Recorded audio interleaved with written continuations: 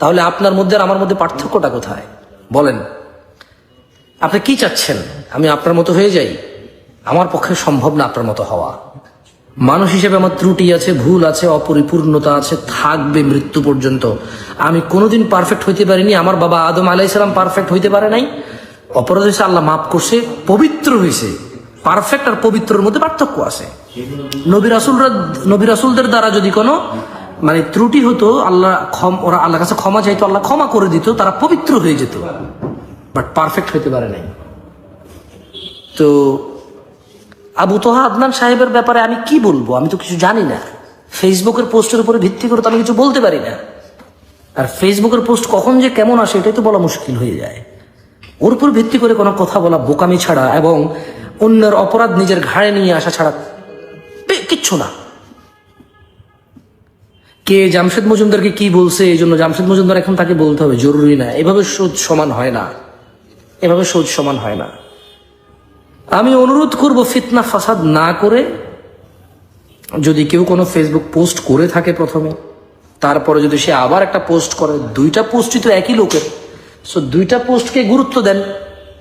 যদি একজন বলে যে আমি অজ্ঞতাবশত পোস্ট করেছি, এটাকেও গুরুত্ব দেওয়া উচিত, এটাকেও গুরুত্ব দেওয়া উচিত। এত বিচার বিশ্লেষণা করে করবো কি? আমি কি হাকেম? আমি কি বিচারক? বলেন, আমার কাছে বিচার দিছে কেউ? না এই দেশের রাষ্ট্র ক্ষমতা আমার কাছে, এই দেশের রাষ্ট্রের কেউ বলে দিছে যে জামশেদ মজুমদার আপনি বসে বসে বিচার করবেন কে কি করে অনলাইনে? আমি সর্বোচ্চ মানুষকে অপমান করতে পারবো, আমার ওটা উচিত হবে না করা। আমি সর্বোচ্চ কারো অল্প ভুলের জন্য ওকে বেশি বদনাম করতে পারবো, যেটা আমার জন্য জায়েজ নয়। আমি এটা করা উচিত নয়। কেন করবো আমি? ওয়াই? আমি তো কারো অপরাধ মাপার যন্ত্র মেশিন নিয়ে বসে নাই যে একটু হচ্ছে অপরাধ, একটু মাপছি, এবার একটু অনুযায়ী বিচার করা শুরু করছি। আমি হাকেম, এই দেশের মানুষ আমাকে বিচারক বানাইছে, আমি ফেসবুকে বসে বসে বিচার করবো এখন? আপনি কি চাচ্ছেন? আমি আবু তোহা আদনান সম্পর্কে কি বলবো? আবু তোহা আদনান সাহেব সম্পর্কে আমি কি বলবো? আমি তো জানি না আমার সম্পর্কে। আপনি জানেন, আপনি বলেন। আপনি জানেন, আপনি বলেন। আমি তো জানি না কোন ফেসবুক পোস্টে কি লিখছে না লিখছে, এটার উপরে ভিত্তি করে আমি বলতে পারবো না। সবর করেন, ধৈর্য ধরেন। কাউকে বেশি বদনাম করার আগে, অথবা কাউকে বদনাম করার আগে, অথবা কারো বিষয়ে একেবারে প্রচার করার আগে একটু সবর করেন। যদি কেউ অন্যায় করে, অপরাধ করে, আর যদি সে ফিরে না আসে, সে লাঞ্ছিত হবে। আপনি করা লাগবে না তো, আমি করা লাগবে না। আর যদি কেউ নিরপরাধকে দোষী সাব্যস্ত করার জন্য উঠে পড়ে লাগে, সে নিজেই লাঞ্ছিত হবে। আমি আর আপনি তো এত বাড়াবাড়ি করার দরকার নাই। ঠান্ডা থাকেন। এমনিতে ইসলামটা এত বদনাম করে ফেলতেছেন আপনারা। মানুষের নামে নামে আইডি বানায়, মানুষের নাম ছবি ব্যবহার কইরা নানা ধরনের পোস্ট করে এইসব ফিতনা ফাসাদকে নাম দিয়েছেন দিন প্রচার।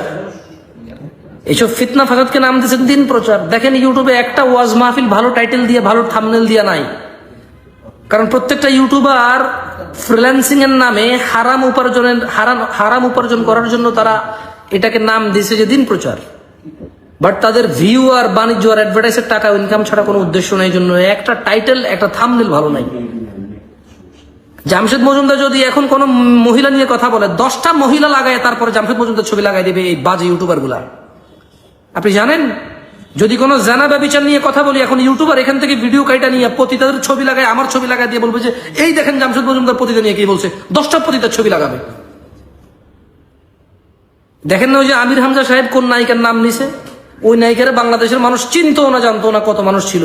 এই ইউটিউবাররা দিন প্রচারের নামে ওই হুজুরের ছবি আর ওই নায়িকার ছবি লাগাই দিয়ে সব মানুষের ওই নায়িকার চেহারা দেখাইছে। ঠিক না? তারা বলছে এটা দিন প্রচার, ইউটিউবাররা বলছে এটা দিন প্রচার।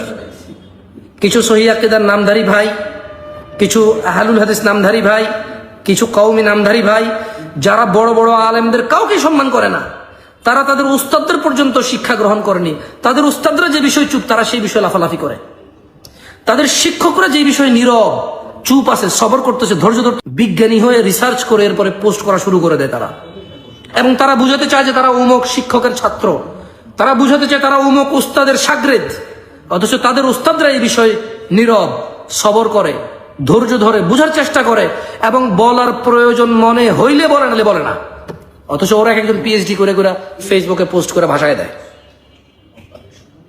কেমন? সো আমি বলবো আবু তাহাদ্দান সাহেব সম্পর্কে আমাকে যদি আপনি জিজ্ঞেস করেন, আমি তো কিছু বলতে পারবো না, কারণ আমি এটা সম্পর্কে জানি না, সত্য মিথ্যা জানি না। সবর করব, ধৈর্য ধরবো, দিন গেলে আস্তে আস্তে পরিষ্কার হবে। আপনার ফেসবুক পোস্টে তো আমার ভুল বোঝার দরকার নেই কাউকে। আর আপনার ফেসবুক পোস্ট যে একবারে সত্য ইনভেস্টিগেশনের উপর আপনি করছেন, এরকমও তো না। আপনি ব্যাখ্যা দিচ্ছেন আপনার জ্ঞান দিয়ে, কারণ আপনি অনেক জ্ঞানী মানুষ। আমি আপনার মতো জ্ঞান আমার নাই তো, আমি আপনার মতো শিক্ষিত না, জ্ঞানী না যে আমি কারো ফেসবুক পোস্টের উপরে ডিপেন্ড করে এবার মানুষকে জাজ করা শুরু করে দেবো। কেমন, আমি এত জ্ঞানী না। আল্লাহ আমাদেরকে বোঝার তৌফিক দান করুন।